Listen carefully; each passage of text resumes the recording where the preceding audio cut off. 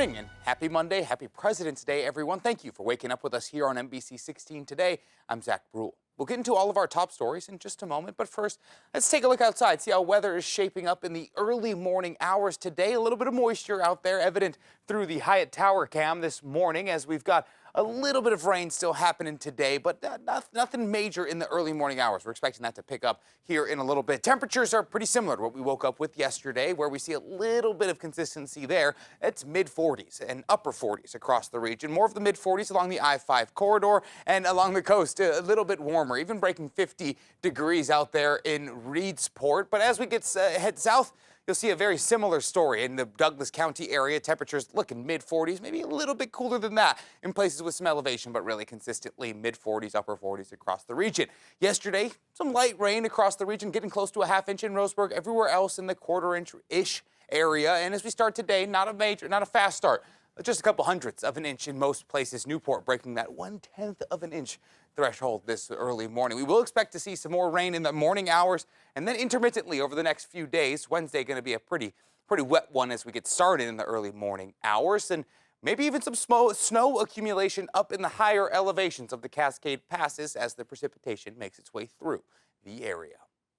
Now turning our focus to an NBC 16 update, Tyler Lance, the man who eluded law enforcement on Wednesday, has now been caught. On Friday, he encountered police on a motorcycle, but crashed, which landed him in the hospital. Eventually, he'll be headed to jail. Lance crashed his bike as Lynn County Sheriff deputies and Oregon State Police troopers were setting up a perimeter to catch him. He had fled Sweet Home Police on Wednesday as they tried to take him into custody for felony warrants. Lance was taken to Good Samaritan Hospital and will be lodged in jail when he's recovered. He's facing multiple charges, including an original charge of assault. And a 14-year-old girl is still missing, and her parents, along with the Eugene Police Department, are pleading for help to find her. Now, her name is Paley Hill. Her parents say she left home on Thursday around 9 a.m. in the Delta Ponds area after getting into an argument with them, and they haven't seen her since. Police say she may be with family in Washington, but her phone was last pinged in Crook County, Oregon. She's described as having short auburn hair, but it is dyed red.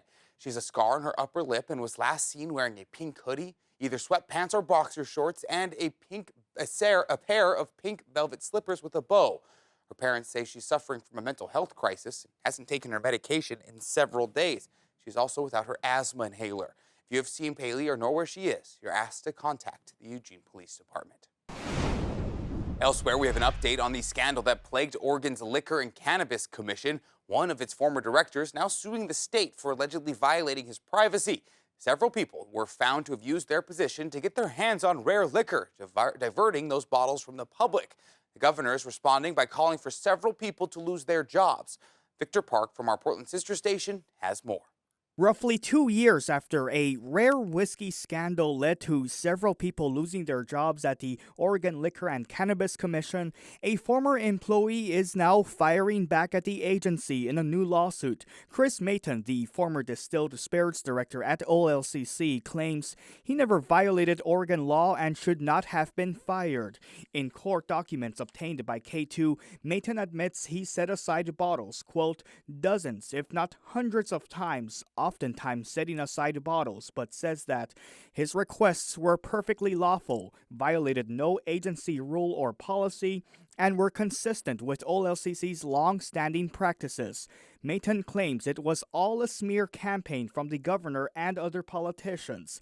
The Oregonian first reporting on the internal investigation in 2023. They obtained audio of interviews from the investigation through a public records request. Those records, which were also obtained by K2, showed that several high-level officials at OLCC used their positions to reserve bottles of ultra-rare whiskey for themselves instead of offering them to the public.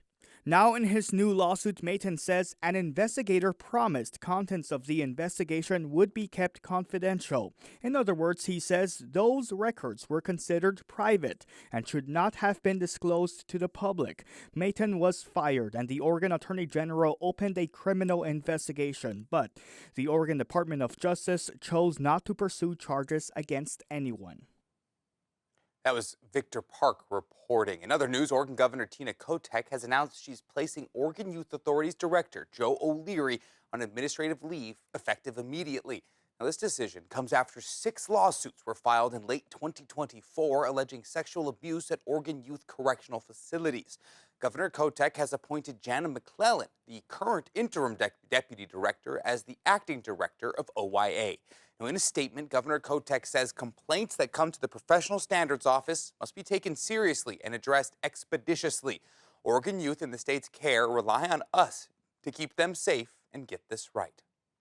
Oregon senators and other Western state senators are concerned over reports the Bureau of Land Management issued stop work orders for removing hazardous fuels on public lands ahead of wildfire season. The senators say it comes after President Trump's executive order cut federal funds used to mitigate and fight wildfires. We talked to Senator Jeff Merkley, who's helping lead the charge. He told us now is a crucial time to get ready for wildfire season, and a funding freeze put communities across the West at risk.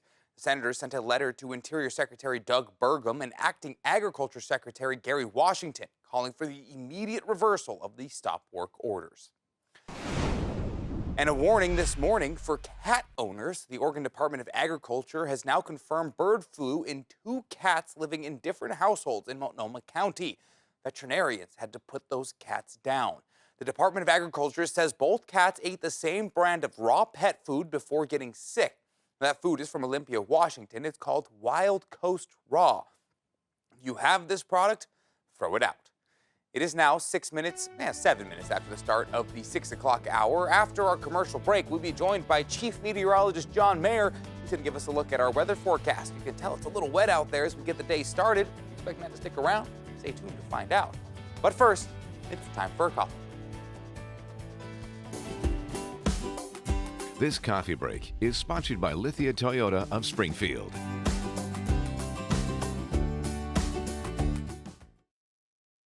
Inside Edition, weekdays at 5. Chief Meteorologist John Mayer.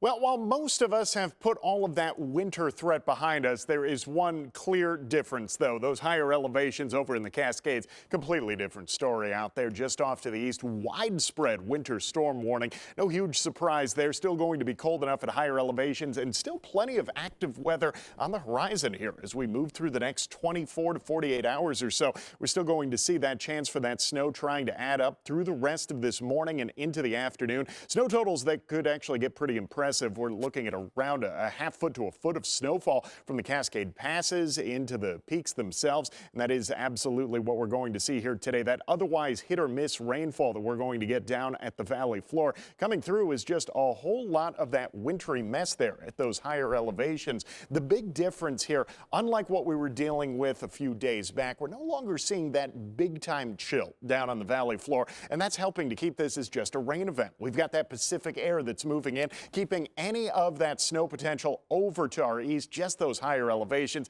And in fact, there's a pretty good chance we might see some breaks every now and again, but they're likely not going to last for long. Still expecting more wet weather on Tuesday. I would say today looking a little more consistent when it comes to just showers throughout the course of the day. Tuesday a bit more hit or miss, but when it comes, you're definitely going to notice the impact, especially as we head towards midweek. Wednesday could ultimately be our best chance for widespread wet weather in the forecast. We'll track out how much we're expecting to see and how long it'll linger coming up.